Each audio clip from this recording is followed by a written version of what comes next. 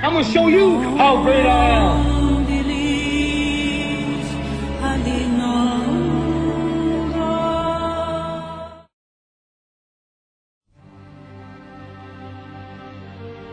Let me share with you some of my ideas on this issue. And I'm speaking on behalf of myself as one of the leaders of the Islamic movement in the Arab world.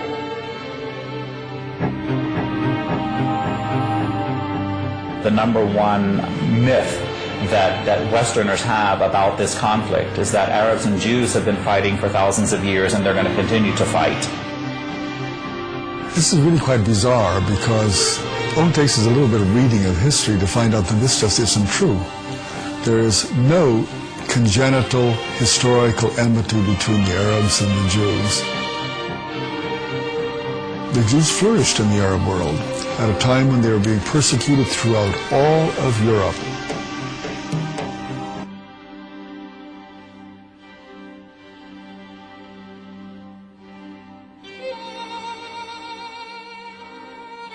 At the end of the 19th century, because of anti-Semitism in Europe, European Jews began to try and figure out a solution to the Jewish problem.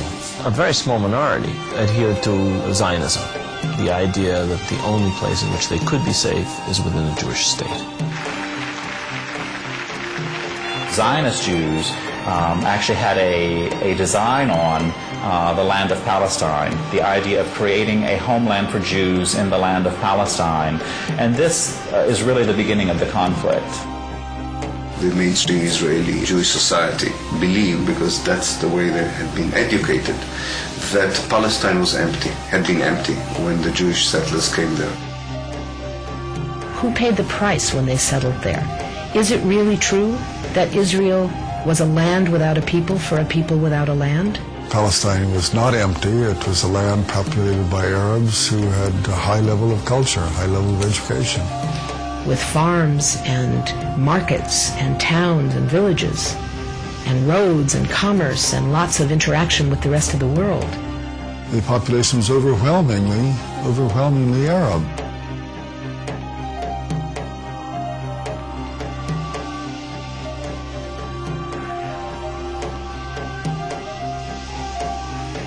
Jewish immigration increased under British rule following World War I, when Britain implemented the Balfour Declaration, promising a Jewish homeland in Palestine.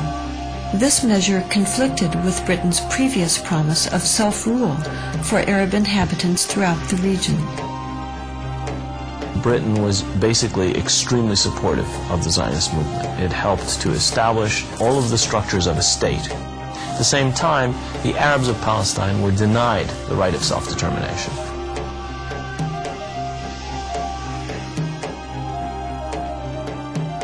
The Palestinians saw a European power decide the future of a non-European territory, in flat disregard of both their presence and wishes.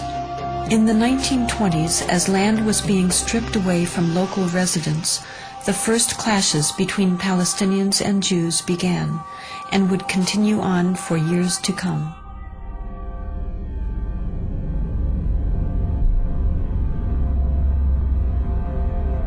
Until the early 1930s, the Jewish population of Palestine remained under 17%.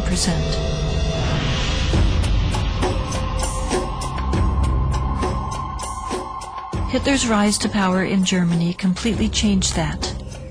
In just 5 years, 174,000 Jews flooded into Palestine, doubling their population.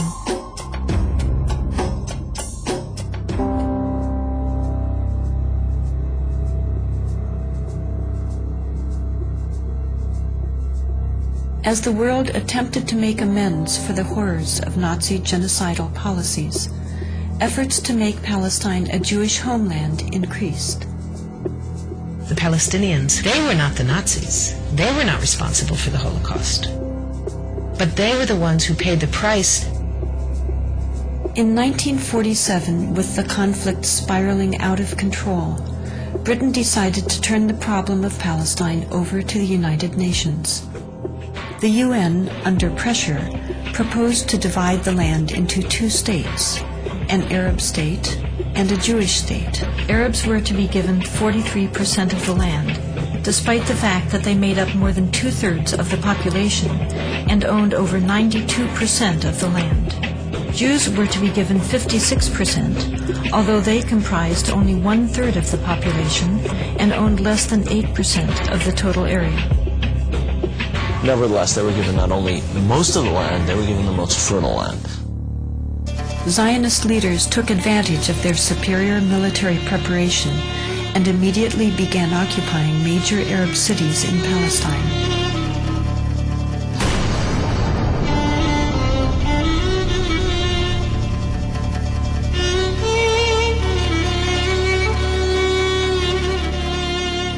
I was among the people that conquered Akko.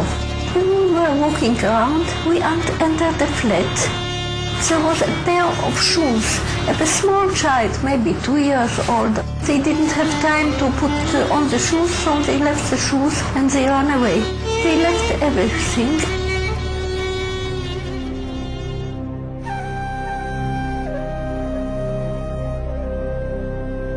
We found out that there was a systematic expulsion of Palestinians, and there was, as I said, there was an ethnic cleansing operation taking place. The most infamous campaign was the massacre at the village of Deir Yassin, where over 100 men, women, and children were systematically murdered. هذا البيت ما كان متخبيين فيه أنا وولادي وأخويا موسى. ما كان لي أنا معندنا في موسى مشاكل نتونس بالله فيه. هذا البيت. أجي قال لي لما كنا بلا بيت كنا في مش كسان خبطنا كنا بلا وجينا ست صورتنا وبنت الصواب تمسح ولادي وكان بعد ما راحت المراكز الحالة كانت تكسر الباب عليهم ويطلعونا بدهم يقتلوا أخوي مسادبة فيه على وجهها اللي يقتلوه وتناولت 250 ليرة من عدة وقلت يا خواجة بس مشان الله هالطالب انت ستكت للشي قال لي كتير انت كويس وهات المصاري وبعدش اخوتي الحنو شو نسوي شي اخوتي الحنو اجراك يا ويلي هي زمتك على السلام احنا أضل من يعود حتى في الخمسين ويكون أصفي موسى الدواء حتى 5 أطلاق لا يفتح راسها.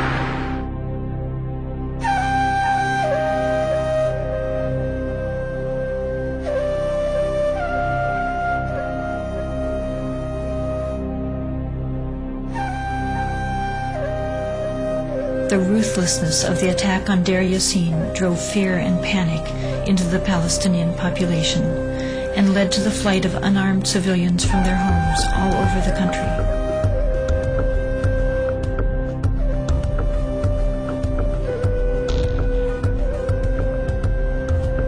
As a result, maybe 300 or so thousand Palestinians had already been expelled before the first Arab soldier entered Palestine. Some of the neighboring Arab armies finally intervened after May 15, 1948, when Israel officially announced its statehood. Although there was a lot of war rhetoric on the Arab side, very few soldiers, Arab soldiers, were sent into the battlefield.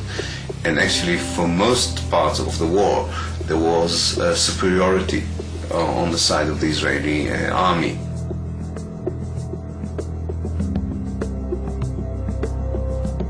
The Israeli army cleansed much of the territory and took over a large part of the designated Palestinian state. The new state of Israel encompassed 78% of the total land of Palestine. The West Bank came under Jordanian control and the Gaza Strip under Egyptian dominion. Although a truce was declared between Israel and the Arab states, true peace remained elusive, as over 700,000 Palestinian refugees languished in nearby camps, often inside of homes to which they still held the deeds and a deep desire to return. Most of the deserted and evicted Palestinian villages were erased from upon the earth and were either turned into Jewish settlements or into fertile land. Of the 500 Palestinian villages in what became Israel in 1948, 400 were destroyed. These efforts to destroy the possibility of their returning home were countered by the United Nations, which continues to affirm their human right enshrined in international law and morality to return.